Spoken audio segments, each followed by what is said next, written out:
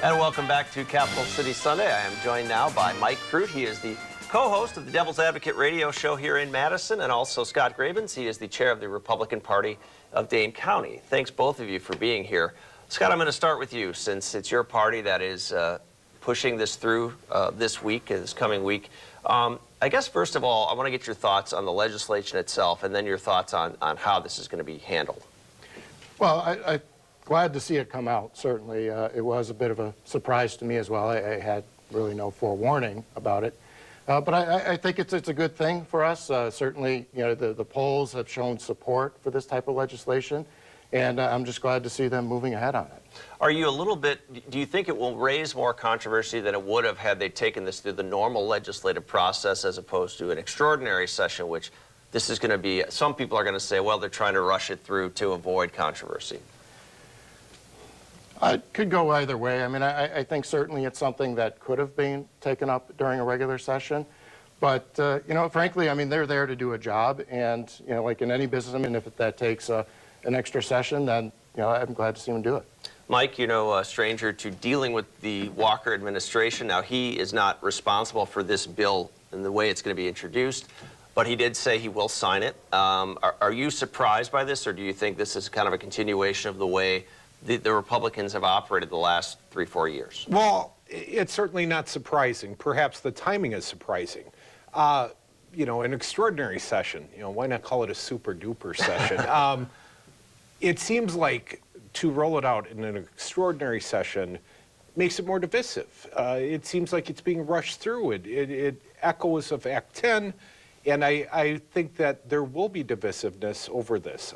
Scott mentions polling support of this issue, but I wouldn't say there's grassroots support. I don't hear anyone clamoring for Act 10. I don't see it in the same way as perhaps Scott Fitzgerald and Robin Voss do. And I'm also a businessman. I think Act 10 was very bad for business here in the state of Wisconsin. If this creates more divisiveness, and certainly it will, Greg, it's bad for business. If there's another uprising, that's not good for the state of Wisconsin. You say you're a businessman. Explain. I know what you do, but explain for people what you do. So. I've got a day job. I own a property management firm, and I actually do a fair amount of business with people that are in the Walker administration. When I started doing a radio show 3 years ago, it was really in reaction to the uprising. We were still doing business on Main Street. Republicans and Dems, those that didn't ideologically agree with each other, still were doing the, you know, business and commerce. And I didn't think it was appropriate or right for the conversation to shut down. I think the tact being taken is a conversation killer. There's certainly no way to bridge and gain any support. There will be no Democratic votes for this. You are a businessman as well, I know, and do you feel like this will be good for business in the state? I think overall it will be good for business. And I do want to really clarify. I mean, I think because of Act 10 and because of what's happened in the state, I think things often get mischaracterized as, you know, union busting or trying to take it to the unions. And really, I don't see this as that. I mean, this is giving people the choice to join the unions. And frankly, I think in the long run, it will make the unions a better product for their, you know, their members.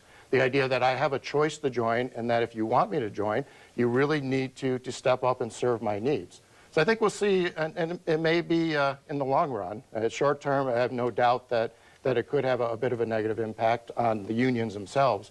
But I think long run, I think it'll make things healthier. Do you feel like your side needs to prepare for, I don't know if we'll see numbers like we saw in 2011. I think that's pretty unrealistic, but is your side prepared to be down at the Capitol just in case there is some sort of uprising again?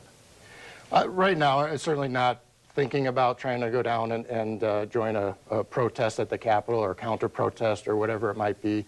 I mean, I certainly hope that we can move forward on this and have a meaningful discussion. You know, as a county party, we've sponsored a lot of forums on transportation and not get into all the like sort of vitriol that happens when we all get down there and start yelling at each other at the Capitol. Do you talk about meaningful discussion? I think that's the, and we talked to you about this too, Mike, but I think that's the issue a lot of Democrats are going to bring up. If you're going to put this through, let's have that meaningful discussion, not do it in 3-4 days. Yeah.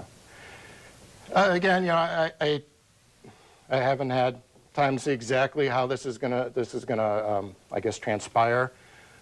It was a surprise to me as well. And I think as we move forward, we should give people the opportunity to weigh in on it. We should have those discussions. At the same time, I don't think we need to draw it out. I mean, that's the other downside. Is unfortunately, when we've seen this on the national level, we get in these filibusters and we drag it on, drag it on, and I don't think we need that either. Do you feel like it will be a huge point of contention for a lot of people, in Dane County? The numbers statewide are in favor of this. The numbers in Dane County probably aren't. So, and I think a lot of the protests, if there are some, are going to come from Dane County. Do you feel like the lack of a discussion on this that is going to be had is what's going to drive that, if there is such a thing? Well, certainly there will be pushback. And with due respect, I don't know how people could not feel like that this was an attack on the union. Certainly, I think Act 10 was. I think this will be. The fact that it's committee on Tuesday, as I understand it, Wednesday the Senate will vote, Thursday probably the Assembly will vote, and by Friday night the governor probably will be signing this into law. That cannot help but be contentious. Whether they fill up the Capitol, certainly there will be some, but I think more than perhaps an uprising 2.0, there might be a recall 2.0.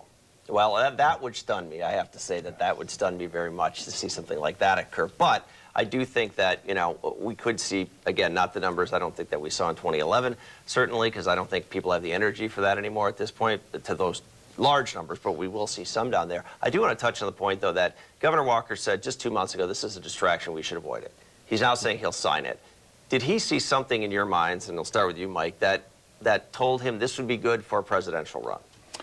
I have been saying for months, I think that this is his springboard to a presidential run. I thought that this was something that Scott Walker would roll out. I thought we would see the Grothman seat filled before I thought they would take up a vote in the Senate.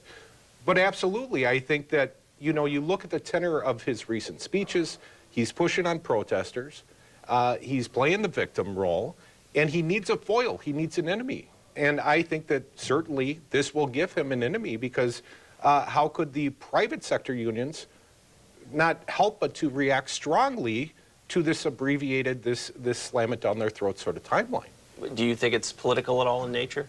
Well, I guess everything they do up the Capitol is political, but again, and I don't believe that this is there necessarily for the governor. I take him at his word when he said he didn't want to tackle this.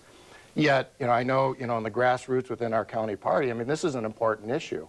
I mean, we go to our local caucus in about a week, and it's one of the issues that we're going to take up as a county party. So that I think there is, maybe not throughout Dane County, but certainly within conservatives and Republicans, there is a groundswell asking for this. I agree with you on that. I do think talking to leaders from around the state who are Republicans that you're absolutely right. From a Republican standpoint, this was right up there on the legislative agenda for this year. And this brings me to another point. You mentioned that how can the private sector unions not rise up? There was an article in, I believe it was Politico or The Hill a couple of days ago talking about the fact that Scott Walker drives liberals nuts, and it's those liberals who have basically helped him rise to where he is now and being a presidential contender. If that happens again, if we see hundreds of people down at the Capitol, thousands, will that not raise his stock even more among Republicans nationally? Perhaps it will. I mean, people are certainly going to react strongly, Greg. Will he have the optics that he had prior with 100,000 and tractors? And I doubt that. I mean, that seems unlikely to me. I don't know that there is the energy or the enthusiasm or the numbers to push that sort of thing. But clearly... But I guess what I'm asking is, should liberals consider the fact that if they don't want Walker to be president, well, it's been proposed to me that perhaps they should look at a recall 2.0 as a strategic attack on the governor. If he is going to abandon even Republicans here in the state of Wisconsin, if he's looking beyond us, if he's over us here in the state of Wisconsin, and this is just another launch platform for a presidential run, well, I think liberals are right to consider a strategic recall, an attack on him during the midst of his presidential campaign, and I think there might be some effect to that. About 15 seconds. Do you think it would help him if they go to those lengths? Well, I think you're right. I mean, it is to some degree, I mean, the attacks and the optics of that do raise his stock, raise the public awareness of him.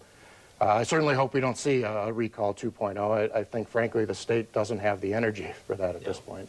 All right, well, guys, thanks for being here. I know that this is going to be a crazy week coming up. We hope you survive it. There's plenty to talk about. Thank you, Greg. Thank you. Up next, we talk about how Governor Walker's proposed budget could impact adults with disabilities in Wisconsin. I'm joined by Beth Swedeen of the Board for People with Developmental Disabilities and Kit Kirschensteiner of Disability Rights Wisconsin.